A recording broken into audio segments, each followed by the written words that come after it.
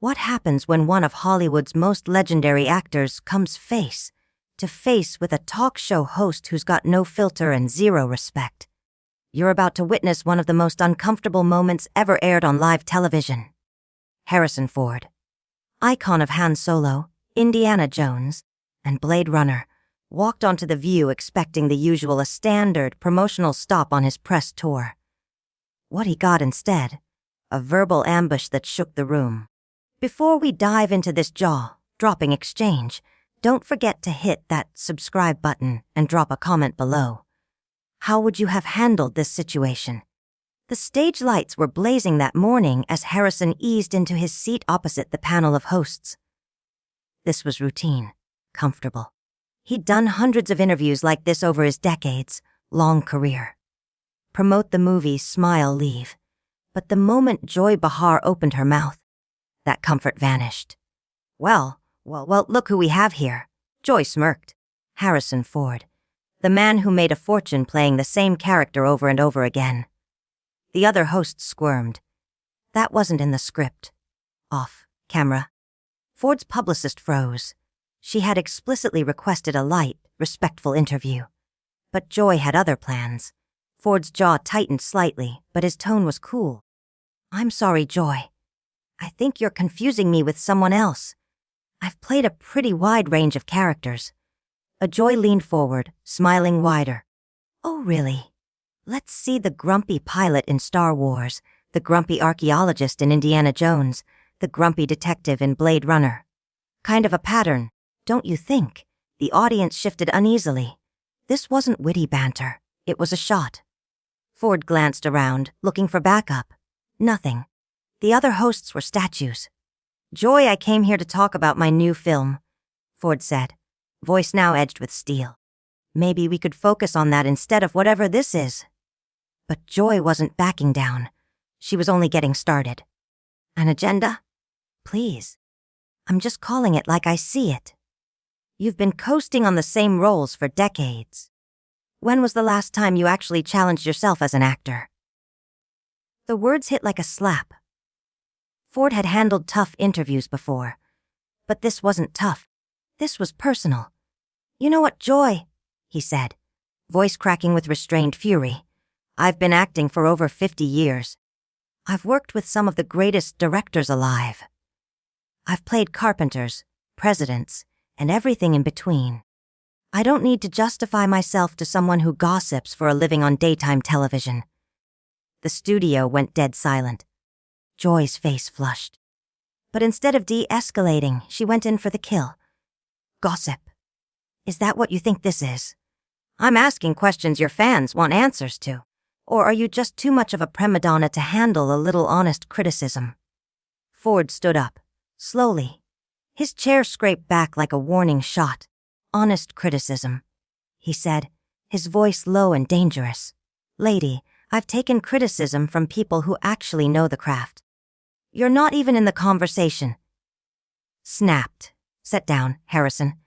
You don't get to intimidate me just because you're some movie star.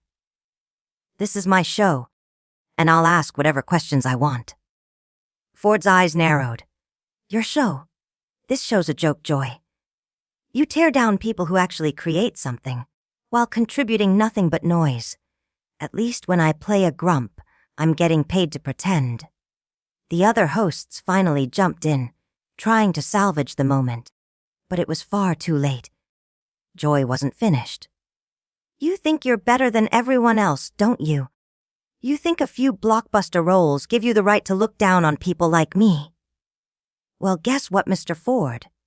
Your best days are behind you, and everybody knows it. Ford's fists clenched at his sides. For a moment, it looked like he might erupt. The silence afterward was unbearable. You could hear every breath, every heartbeat in that studio. This wasn't just a tense interview. This was history in the making. And it was all caught live on camera. Ford's publicist was frantically signaling from the wings, her hands slicing the air in desperation. But the producers remained frozen, eyes locked on the unfolding chaos. This wasn't just an awkward interview anymore. This was a meltdown. A live broadcast unraveling in real time. Harrison Ford turned his head slowly, locking eyes with Joy Behar. The intensity in his stare, the same one that once froze villains on the big screen, was now aimed squarely at her. But this wasn't acting. This was real. "My best days are behind me," he repeated, voice quiet, almost a whisper, but heavy with something colder than rage. "You want to talk about best days, Joy? Let's talk about yours. When exactly were those? When you were bombing on stage doing stand-up no one laughed at? Or was it when you clawed your way into this chair by tearing down people who've actually accomplished something?" Joy's mouth parted slightly, caught off guard. She'd expected resistance, maybe a walk-off, not this cold, surgical retaliation. "How dare you?" she snapped, voice unsteady, her usual confidence flickering. "You don't know a damn thing about my life or my career?"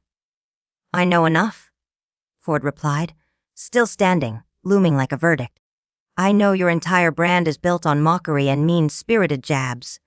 You hide behind this desk, behind this panel, pretending that cruelty is just keeping it real, but deep down, you're miserable. Happy people don't make a living trying to make others feel small." The other host sat motionless, nearly cowering. Even Whoopi Goldberg opened her mouth to cut the tension with humor. But the moment died in her throat when both Ford and Joy turned to glare at her in sync.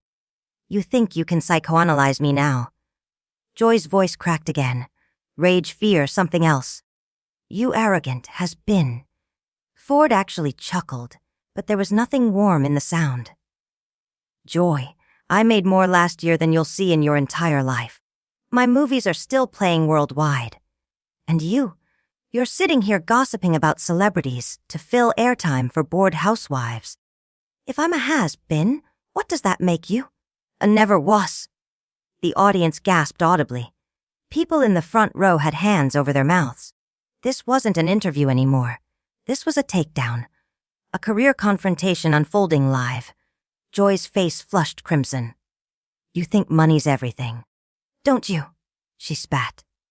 "You think just because you got lucky with a few blockbuster roles, that makes you untouchable." For the first time, Ford's voice rose, sharp and cutting. "Lucky. I was building furniture and scraping by for years before I got a shot. Every role I earned was through grit and work, not by getting handed a microphone and pretending it made me insightful. You want to talk luck? Let's talk about the luck it takes to be hired on national television without a single real qualification. Other than the willingness to humiliate people on air." In the control booth, the producers were waving frantically, trying to cut to commercial. But Joy didn't budge. She had started this, and she was determined to finish it, even if it burned everything down. "At least I don't phone in my performances," she hissed. "At least I try to bring something new. You show up, mumble a few lines, collect a check, and call it a day." Ford stepped forward, nearly closing the distance. His face flushed, his hands trembling ever so slightly. "Phone it in. Take a look around this circus, Joy. You call this real work, sitting at this desk gossiping about lives you could never understand. That's your contribution. That's your craft. This show is a joke, and you're the punchline." Joy shot up from her chair, now standing nose to nose with Ford. The set went deathly still. They stood like two aging gunslingers in a high noon standoff, fury radiating between them. "Get out," Joy growled, voice low, dangerous. "Get out of my studio. Right now. We don't need your ego, your insults, or your washed-up movie star delusions." Ford didn't flinch. "Your studio?" he repeated, eyes narrowing again. "You really believe that? You think this studio belongs to you just because they let you sit at the head of this table?" "No, Joy. This studio belongs to the audience. And today you showed them exactly who you are." Ford let out another laugh, cold, sharp, and entirely devoid of humor. "This isn't your studio, Joy. This is a soundstage where they film your little gossip hour. You don't own anything here. Except maybe that chair you've been warming for the past decade, contributing absolutely nothing to society but cheap shots and bitterness." The camera operators knew they were filming something historic. Something raw and unscripted. This wasn't a celebrity interview gone wrong. This was two public figures locked in a no-holds-barred public reckoning, and no one in the studio could look away. Joy's voice rose, cracking under the strain. "You want to know your problem, Harrison? You can't handle the fact that someone finally had the guts to tell you the truth. You're not the hero you play in the movies. You're just another aging actor who can't accept that no one cares about you anymore." The words landed like a slap. Ford's face went pale. For a split second, a flicker of real hurt passed across his expression, as if Joy had pierced something deeply personal. But that vulnerability evaporated just as quickly as it appeared, replaced by a chilling calm. The air changed. The silence that followed her comment stretched unbearably long. Everyone in the studio felt it. They weren't just watching a confrontation. They were watching something break. Then, Ford spoke. Quietly. Too quietly. Everyone leaned forward. "You want to know what people don't care about anymore," he said, voice like ice. "They don't care about bitter, talentless hacks who make a living tearing others down. They don't care about washed-up comics who were never funny to begin with. And they sure as hell don't care about your opinion of my career or anyone else's." Joy's mouth opened to retaliate. But Ford raised his hand, and the gesture alone was enough to stop her cold. "I'm not finished," he said, voice firm now, rising in strength. "You asked when I last challenged myself as an actor. Let me ask you something, Joy. When was the last time you challenged yourself to be a decent human being? When was the last time you used this platform to build someone up, instead of grinding them down? When was the last time you looked in the mirror and asked if you were making the world better, or just adding to the rot?" The panel was frozen. Whoopi, Sunny, Sarah, none of them dared move. Even the producers in the control room had gone silent, letting the cameras roll. Joy's hands were shaking now. Whether from rage or something closer to fear was unclear. "You sanctimonious hypocrite," she spat. "You think you're better than everyone else, just because you've been in some movies. You think that makes you a moral authority." Ford's brows lifted, not in anger, but genuine surprise. "Moral authority? No, I never claimed that. I'm just an actor who tries to do his job and treat people with basic respect along the way." "But apparently," he added, leaning slightly closer, "basic respect is too much to ask for in your world." Joy shot back instantly, her voice nearly breaking from volume. "Respect has to be earned, and you haven't earned anything except a reputation for being difficult and demanding on every set you've ever been on." This time, Ford actually chuckled warmly, as if something about her outburst finally made sense. "You know what, Joy? You're absolutely right. I am difficult. I'm difficult when directors want me to give a lazy performance. I'm demanding when studios try to cheap out on the story. I'm difficult because I care, because I respect the work, the crew, and the audience enough to give a damn." Then he did something he hadn't done until now. He turned to face the camera directly. "And I'm difficult when people like you use a national platform to rip apart everything others have spent their lives building. So yes, I'm difficult right now, and I'll keep being difficult until people like you learn what basic human decency actually looks like." Joy was trembling now, fists clenched on the table. "Human decency," she snapped.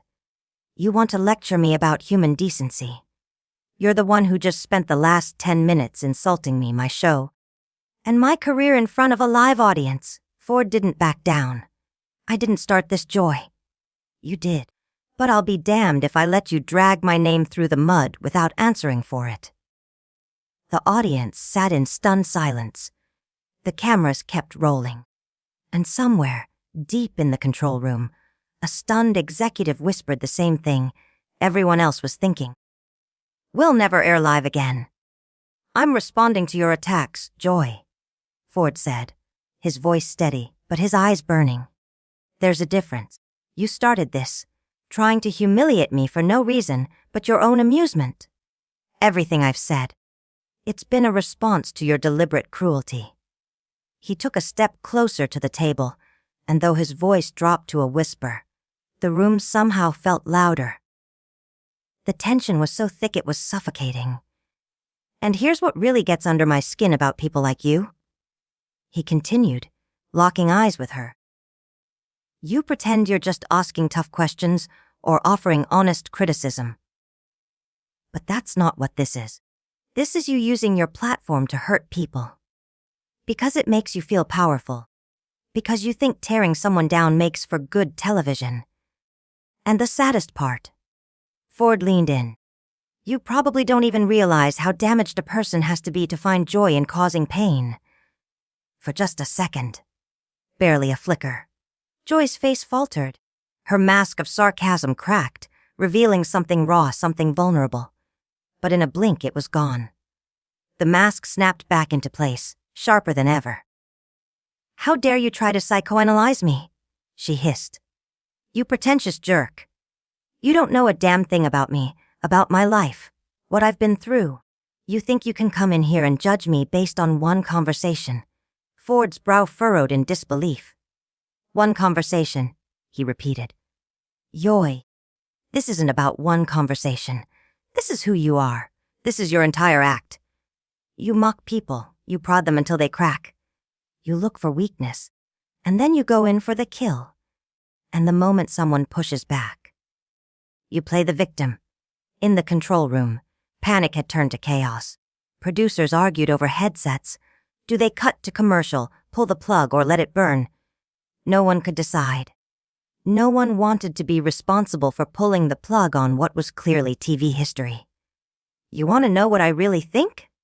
Ford said, his voice building toward a final crescendo. "I think you're bitter. I think you're jealous of anyone who's built something meaningful, something lasting.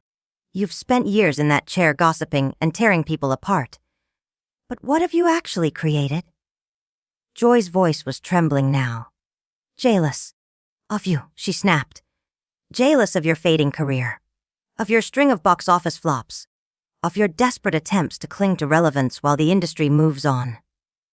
"No, Joy," Ford said, stepping closer. "You're jealous that when people think of me, they think of characters and stories that inspired them. They think of magic, of movies that gave them joy and escape. And when they think of you, what do they remember? Snark, negativity, cruelty dressed up as honesty." Joy opened her mouth to respond, but no words came. She stammered, lips moving, but nothing came out. It was the first time in the entire interview she'd been silent. Ford saw it and nodded, slowly. "That's what I thought." He let the silence linger before continuing. "You know, I came here to talk about a movie I'm proud of. Something I hoped would give people a couple of hours of joy, of escape. That's what I tried to do. Bring a little magic into the world." He gestured around the studio. "But you take that magic and grind it into dust. You tear down anything beautiful. And for what? For ratings? For applause? Or is it just for the cheap thrill of watching someone squirm?" Joy finally found her voice, but it came out in a hushed, shaking whisper. "You can't talk to me like this. You can't come on my show and attack me like this." Ford's voice rose, not in volume, but in command. "Your show," he said, a bitter laugh escaping. "This isn't a show, Joy. This is a public execution dressed up as morning television. You sit behind this desk, passing judgment on anyone who walks through those doors. Well, not today. Not me." He turned and began walking off stage, the studio completely still. But halfway to the wings, he paused. Turned. "And you know what's really sad? You probably think you won something here. That this will be good for ratings. That this is great TV. But all you've done is show the world who you really are. And it's not a good look." Joy sprang to her feet, finger pointed at him like a dagger. "Don't you dare walk away from me! Don't you dare turn your back when I'm talking to you." Ford stopped, but didn't turn. "I'm not walking away from you, Joy," he said, voice calm again. I'm walking away from the toxicity you've created. I'm walking away from the kind of media that makes the world uglier. And I'm walking away from people who confuse cruelty for content. Joy shouted after him. You think you're better than us. You think you're above this show, above me. Ford turned one final time, and this time there was no fire in his voice. Just sadness. You're right, Joy. You don't need me. But maybe, just maybe you need to take a long, hard look at who you've become, and ask yourself if this is really the person you want to be. And with that, Harrison Ford walked off the set of The View, leaving behind a stunned panel, a silent audience, and one of the most unforgettable moments in daytime television history. The cameras kept rolling as Joy stood there, pointing at nothing, her face a mix of fury and humiliation. The damage was done. What did you think of this explosive showdown? Was Harrison Ford out of line, or did Joy Behar finally get a taste of her own medicine? Let us know in the comments, and don't forget to subscribe for more fictional celebrity showdowns you won't see anywhere else. As always, this dramatization is entirely fictional, created for entertainment purposes only. Any resemblance to real people, events, or situations is purely coincidental.